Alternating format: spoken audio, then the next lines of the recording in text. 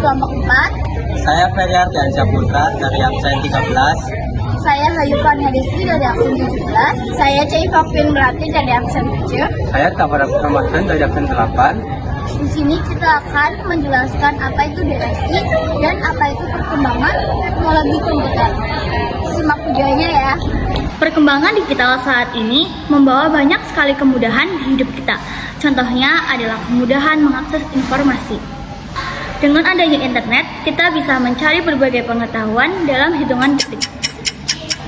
Hal ini sangat membantu pelajar dalam belajar karena materi pelajaran dapat diakses dengan mudah melalui platform digital. Selain itu, komunikasi juga menjadi lebih cepat dan efisien. Kita bisa berkomunikasi dengan orang lain di mana saja tanpa ada batas jarak dan waktu melalui media sosial atau aplikasi pesan. Teknologi komputer awalnya berasal dari mesin kalkulator. Komputer awalnya hanya berfungsi sebagai alat hitung, kemudian semakin bertambahnya waktu berubah menjadi mesin yang memiliki beragam fungsi. Kemudian kalau digital pendidikan, perkembangan digital juga terasa banget dampaknya. Sekarang kita bisa belajar lewat aplikasi, video, maupun kelas online. Jadi belajar nggak harus di kelas. Ini membantu banget, apalagi kalau kita lagi datang ke sekolah. Kita tetap bisa belajar dari mana saja, tapi ada juga tantangannya. Kadang belajar online bikin kita kurang fokus atau kurang interaktif sama guru dan teman. Belum lagi kalau sinyal internet lag, jadi makin susah. Jadi menurut saya yang paling bagus itu tetap seimbang. Kita memanfaatkan teknologi, tetap interaksi juga langsung, karena pada akhirnya teknologi itu alat bantu, bukan pengganti semuanya. Nah, kalau dari sisi ekonomi, perkembangan digital ini juga keren banget sih. Sekarang banyak orang yang bisa jualan online tanpa harus punya toko, cukup pakai media sosial atau marketplace. Barang sudah bisa dijual kemana-mana. Bahkan perkembangan baru juga muncul, seperti konten kreator, admin sosial media, sampai programmer. Jadi peluang kerja makin luas. Tapi di sisi lain, ada juga pekerjaan yang tergantikan oleh teknologi. Misalnya pekerjaan yang dulu manual, sekarang sudah pakai sistem otomatis. Makanya kita juga harus terus belajar dan upgrade skill supaya tetap bersaing di era digital ini. Kewargaan digital adalah kemampuan seseorang untuk menggunakan teknologi dan internet secara bijak, bertanggung jawab, aman, dan etis dalam kehidupan sehari-hari. Contohnya, yang pertama, tidak menyebarkan hoaks atau berita palsu. Yang kedua, menghormati orang lain saat berkomentar di media sosial. Ketiga, menjaga privasi. Kemudian yang ketiga ada model komunikasi. Contoh yang pertama, komunikasi secara langsung atau bertatap muka. Yang kedua, komunikasi secara tidak langsung atau menggunakan telepon dan SMS.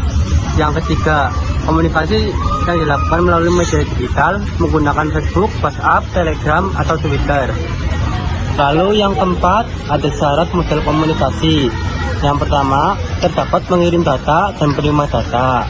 Yang kedua, memiliki data atau informasi yang ditransmisikan. Yang ketiga, mampu menggunakan teknologi komunikasi berupa Facebook, Twitter, forum diskusi, dan lain-lain. Yang keempat, memiliki perangkat keras digital. Yang kelima, menghubungkan antara perangkat satu dengan pengguna lainnya. Yang kelima, dampak positif dan negatif bagi orang. 1. Dampak positif. Komunikasi digital dengan etika yang baik menyebabkan kita selalu memperhatikan norma, perilaku, dan bertanggung jawab saat menggunakan teknologi. Yang kedua, dampak negatif. Sangat rentan dimanfaatkan oleh orang-orang yang tidak bertanggung jawab yang kemudian disalahgunakan. Yang keenam, dampak positif dan negatif teknologi informasi. 1. Perkembangan teknologi memberikan efek positif antara lain meningkatkan produktivitas kerja, meningkatkan interaksi sosial, meningkatkan peluang usaha. Yang kedua, meningkatkan dampak negatif perkembangan teknologi antara lain kejahatan cyber, pencurian email, peretasan akun sosial media. Salah satunya adalah kecanduan gadget. Banyak orang, terutama remaja, yang menghabiskan waktu berjam-jam di depan layar untuk bermain game atau media sosial. Hal ini mengganggu kesehatan seperti menyebabkan mata lelah dan kurang tidur. Jika tidak berhati-hati, kita bisa dengan mudah percaya pada informasi yang belum tentu benar. Oleh karena itu, kita harus lebih selektif dalam menerima dan menyebarkan informasi. Jika harus selalu memastikan kebenaran suatu berita sebelum Kemudian yang ketujuh ada lisensi karya cipta digital. Dalam dunia digital, pengguna diberi kebebasan untuk mengunggah dan mengunduh data seperti file gambar, video, dan audio. Konten yang dapat diperoleh dengan lisensi CC beraneka ragam, mulai dari foto, teks, audio file, animasi, video, software, dan lainnya. Saya akan menjelaskan tentang simbol-simbol lisensi. Yang pertama ada by atau attribution. Ketika dipublish, berbagai konten dan menyalin harus menyertakan nama pembuat karya tersebut. Lalu ada NC dan komersial. Dibagikan secara gratis atau tidak mengungut biaya ketika menggunakan konten tersebut. Lalu ada ND atau derivative. Jika disertakan simbol ini, pengguna tidak boleh mengedit atau mengubah konten. Lalu ada SA atau share alike. Memberikan kesempatan pengguna lain untuk menggunakan turunan persis aslinya namun dengan lisensi yang sama. HKI. Intelektual memiliki pengertian cerdas, memiliki akal, berpikir sehat, berilmu, pengetahuan, mampu menata secara logis, sistematis, dan cepat. B. Berdasarkan ilmu pengetahuan. Ilmu pengetahuan merupakan sebuah teori yang bersifat empirisis serta dapat diaplikasikan dan dibuktikan. Intelektual sendiri terbagi menjadi beberapa kategori antara lain sebagai berikut.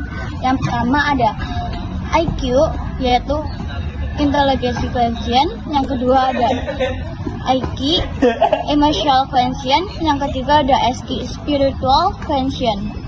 Kemudian ada jenis-jenis lisensi. Yang pertama ada komersial lisensi. Lisensi ini diterapkan pada software dan hardware dengan tujuan untuk memperoleh keuntungan atau profit bagi vendernya.